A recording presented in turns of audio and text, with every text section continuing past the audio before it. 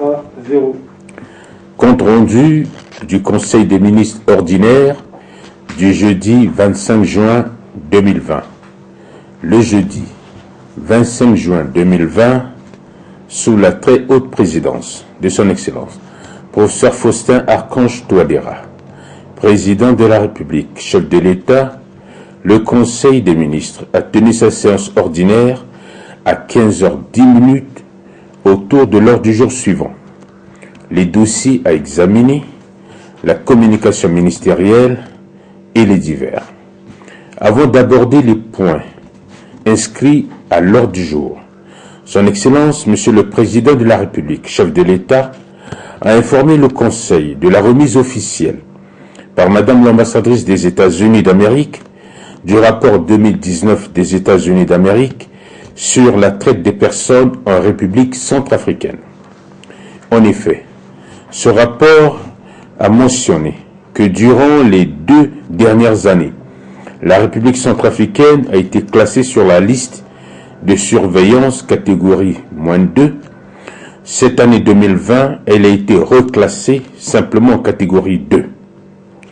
Les États-Unis, reconnaissant à sa juste valeur les efforts que le gouvernement a déployés pendant la période correspondant à ce rapport, notamment la mise en place d'un comité interministériel de lutte contre la traite des personnes, l'adoption d'un plan d'action national 2020-2021 et récemment la promulgation de la loi portant protection de l'enfance. Il convient de noter que beaucoup reste à faire, mais avec la bonne volonté de tous, notre pays continuera à faire des progrès. Les États-Unis ont formulé quelques recommandations qui nous aideront à avancer dans cette lutte.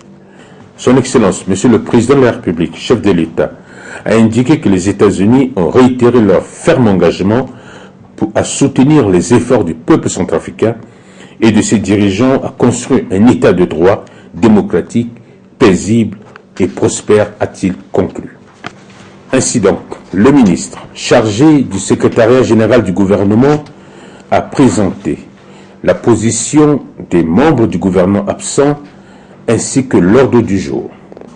Au titre des dossiers à examiner, le ministre des Finances et du Budget a soumis à l'examen du Conseil le projet de loi portant modification de la loi 19.014 du 17 décembre 2019 arrêtant le budget de l'État pour l'année 2020.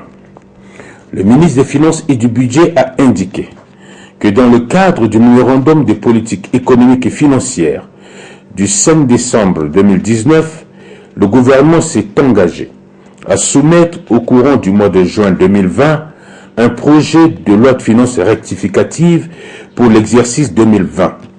Ceci en vue de respecter les repères du programme appuyé par la facilité élargie de crédit du Fonds monétaire international.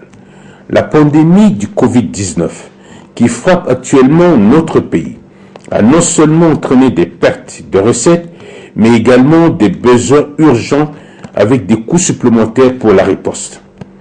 Pour faire face à cette pandémie, il est projeté une forte augmentation des dépenses de santé et de soutien aux secteurs les plus touchés par ce fléau.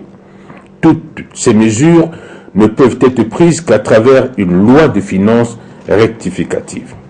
Il est à noter que ce projet de loi de finances rectificative a pour principale raison l'élimination des agences et offices sans justification économique. L'évaluation des conséquences économiques et financières du Covid-19 sur l'économie nationale est pour l'instant rendue difficile à cause de l'incertitude de la durée de la crise, la vitesse de la propagation et l'efficacité de la riposte. Toutefois, les premières estimations démontrent que cette urgence sanitaire de portée mondiale dégradera les perspectives macroéconomiques du pays en 2020. Selon le ministre des Finances et du Budget, les conséquences du Covid-19 sur l'économie de la République centrafricaine sont de plusieurs ordres, entre autres une dégradation du déficit primaire à 5,8%, une dégradation du déficit primaire intérieur à 5,8% du PIB, une baisse des recettes domestiques d'environ 5,5% du PIB, une dégradation importante des comptes macroéconomiques, une perturbation des échanges internationaux et intracommunautaires, une fragilisation de la stabilité externe et financière, un risque de montée des tensions inflationnistes, une augmentation substantielle des dépenses liées au plan de préparation et de riposte à la pandémie du Covid-19, une baisse de l'activité économique. Selon la dernière édition des perspectives de l'économie mondiale du mois d'avril 2020, l'économie mondiale connaîtra une forte contraction de moins 3% en 2020, soit un recul bien plus marqué que lors de la crise financière de 2008-2009 à cause de la pandémie du Covid-19, qui a un coût humain considérable et de plus en plus élevé dans le monde entier. Toutefois, selon un scénario de référence fondé sur l'hypothèse d'une atténuation de la pandémie au cours du deuxième semestre 2020 et d'un relâchement progressif des efforts d'endiguement, l'économie mondiale devait croître de 5,8% en 2021, à mesure que l'activité économique se normalisera grâce au soutien des pouvoirs publics. En Afrique subsaharienne, une contraction de 1,6% est attendue en 2020, le pire résultat jamais enregistré. La priorité est d'accroître la capacité et des dépenses en matière de santé pour sauver des vies et contenir l'épidémie. Le taux de croissance serait de moins 1,6%. En revanche, en estimant que la crise serait transitoire et rapidement maîtrisée, se traduisant par un cours moyen du baril du pétrole à 39,1 $ US, le taux de croissance se situerait autour de 3% en 2020. Au plan national, les incidences économiques mondiales du Covid-19 affectera l'économie de la République centrafricaine par des canaux de transmission externes et internes. En ce qui concerne l'exportation du diamant, café, coton et bois de l'RCA, celle-ci devra chuter de manière significative en raison de l'effondrement mondial et des turbulences au sein des marchés financiers. La situation de l'exécution du budget au premier trimestre 2020 montre que sur un objectif de 35,8 milliards de francs CFA de recettes domestiques attendues à la fin de la période, les régies financières n'ont mobilisé que 31,9 milliards de francs CFA, ce qui fait ressortir un gap de 3,9 milliards de francs CFA. S'agissant des dépenses basse caisse, elles ont été exécutées à hauteur de 54,6 milliards de francs CFA. Concernant les orientations de ce projet de loi de finances rectificative, le ministre des Finances et du Budget a indiqué que l'impact de la crise sanitaire liée au Covid-19 est perceptible sur le niveau des activités économiques. Le taux de croissance du PIB réel serait passé de l'ordre de 1% en 2020 contre une prévision initiale de 5%. Cette contre-performance est imputable à certaines branches durement affectées par la crise. Il s'agit essentiellement de la sylviculture et des cultures vivrières dans le secteur primaire, des travaux de construction et de fabrication dans le secteur secondaire et du service marchand, du tourisme, des transports ainsi que du commerce dans le secteur tertiaire. En effet, il est admis qu'une politique de consolidation budgétaire ou d'austérité en période de crise n'est pas de nature à faciliter une reprise de post-crise. C'est pourquoi le gouvernement prévoit une série de mesures économiques, fiscales et sociales pour notamment soulager la trésorerie des entreprises et soutenir le pouvoir d'achat des ménages afin d'éviter à notre pays une récession économique aux conséquences incalculables.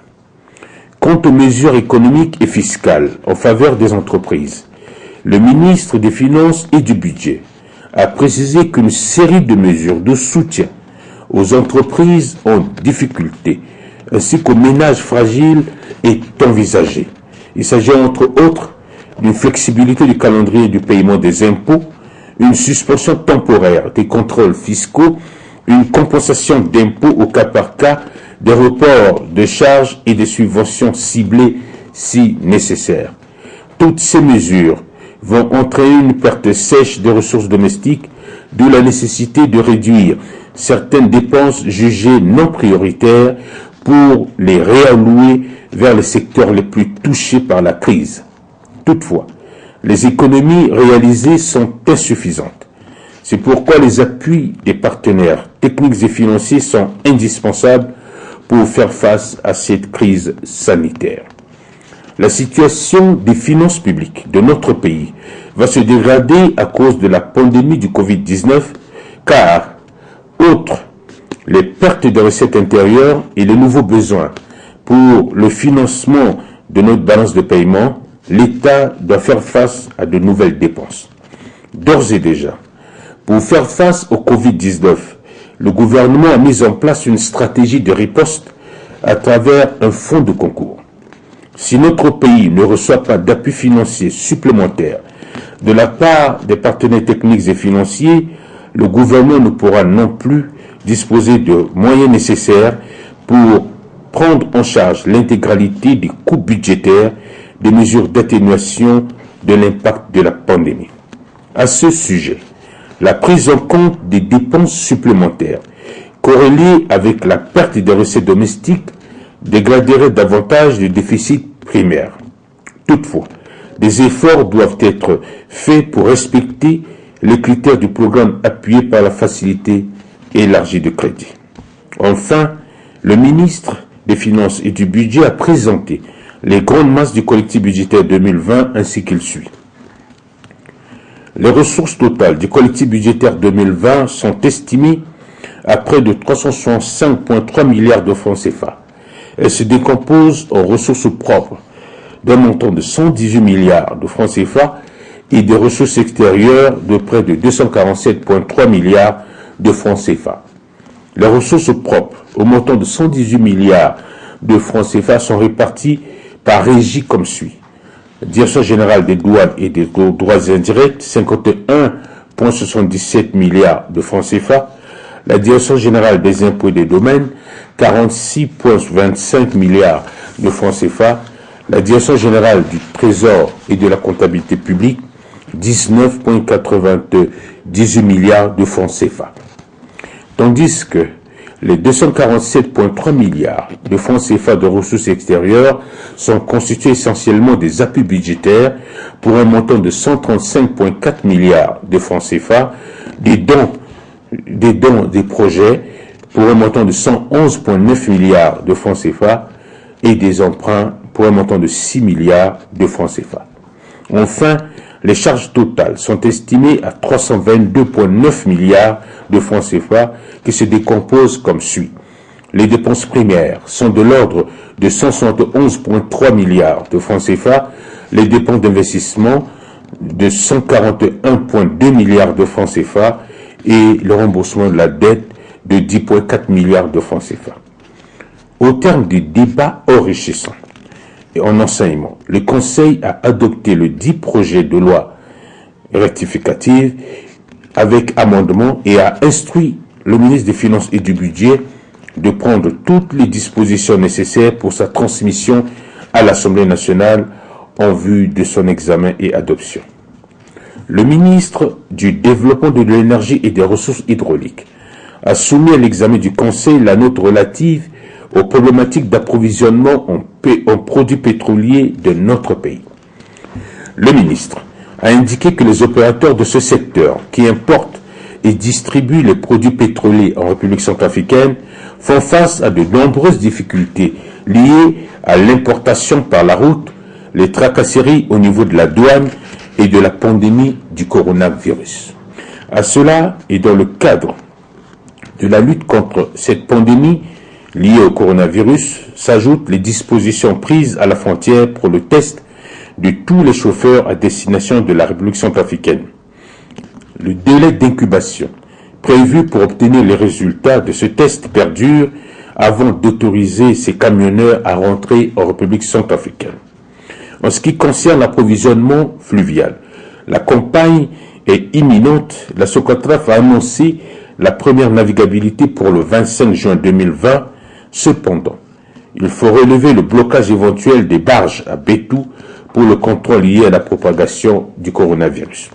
À cet effet, le ministre a souhaité l'extraction des camions citernes dans le lot de tous les camions stationnés à la frontière pour en faire un traitement particulier et préférentiel afin de permettre la fluidité de la circulation pour l'approvisionnement régulier de notre pays en vue d'éviter la pénurie. En plus, la Socotraf a saisi le ministre aux fins de rentrer en négociation bilatérale avec son homologue de la République démocratique du Congo pour permettre un approvisionnement régulier et sans tracasserie. À la fin des débats, le Conseil a instruit M. le Premier ministre, chef du gouvernement, d'organiser en urgence une réunion avec la participation des ministres des Finances et du Budget, du ministre de l'Énergie et des Ressources hydrauliques, de la Santé et de la Population, ainsi que le marketeur, en vue de trouver une bonne solution pour réduire les temps d'attente des transporteurs et aussi pour maximiser la recette de l'État.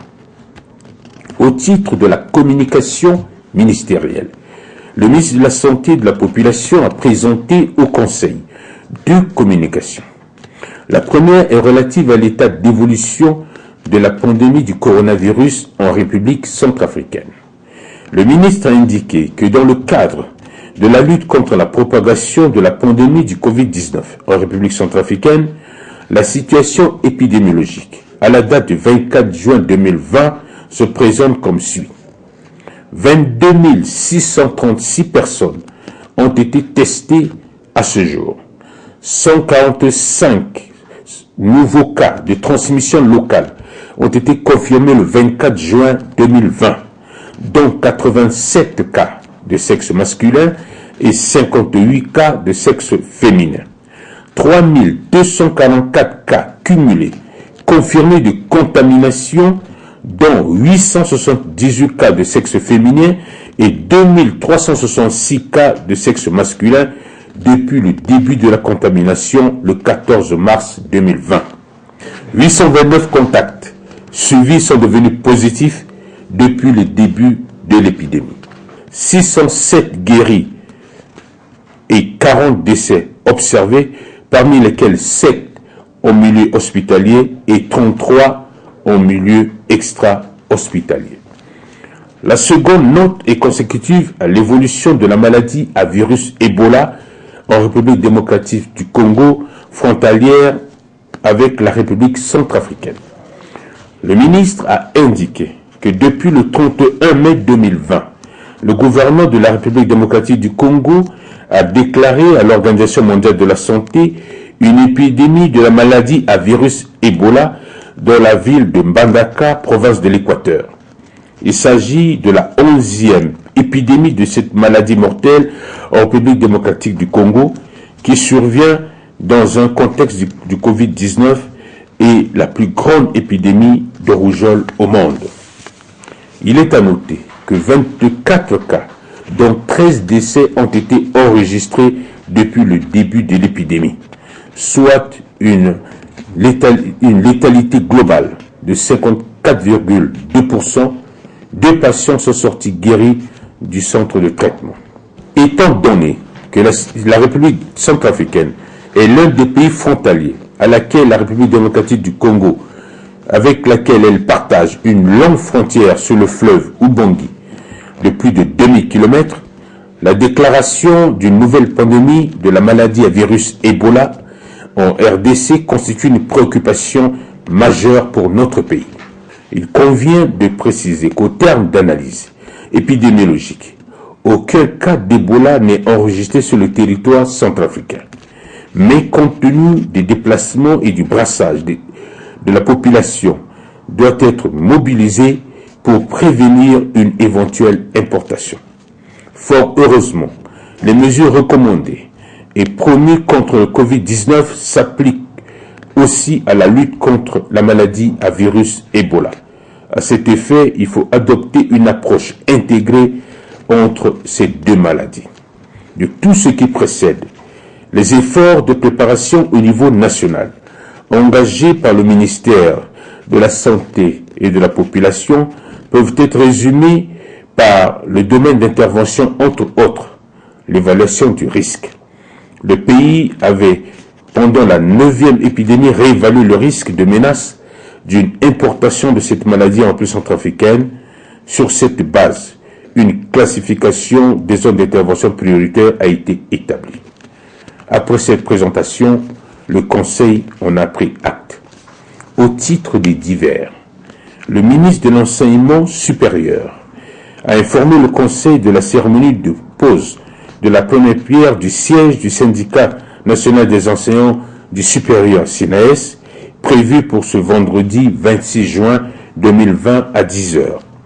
Madame le ministre des Affaires étrangères et des Centrafricains de l'étranger a pour sa part informé le Conseil de la cérémonie de signature ce vendredi 26 juin 2020 d'un livre de condoléances relatif au décès de son Excellence Ismaïla Nimaga, ambassadeur extraordinaire et plénipotentiaire de la République centrafricaine auprès du Royaume du Maroc, survenu le 21 juin 2020 à Bangui. Cette cérémonie sera placée sous le très haut patronage de son Excellence, professeur Faustin Archange Touadéra, président de la République, chef de l'État. Madame le ministre de la Recherche scientifique et de l'innovation technologique a informé le Conseil de l'autorisation de recherche qu'elle a délivrée à des chercheurs multisectoriels composés du laboratoire du Centre des études et de recherche en pharmacopée et de médecine traditionnelle africaine, en abrégé CEPHARMETA, de l'Institut Pasteur de Bangui, du laboratoire national de biologie clinique, de la pédiatrie et de la maison Artemisia de Centrafrique. Ces recherches se feront dans le cadre de la mise en œuvre d'un projet concernant les essais cliniques de l'Artemisia sur les malades atteints du Covid-19 en République centrafricaine, grâce à la demande de l'Institut Pasteur de France qui va assurer le financement du dit projet. L'ordre du jour étant épuisé, son Excellence, Monsieur le Président de la République, chef de l'État, a levé la séance à 18h20. Faite à Bangui le 26 juin 2020, le ministre chargé du secrétariat général du gouvernement, Maxime Balalou. Je vous remercie.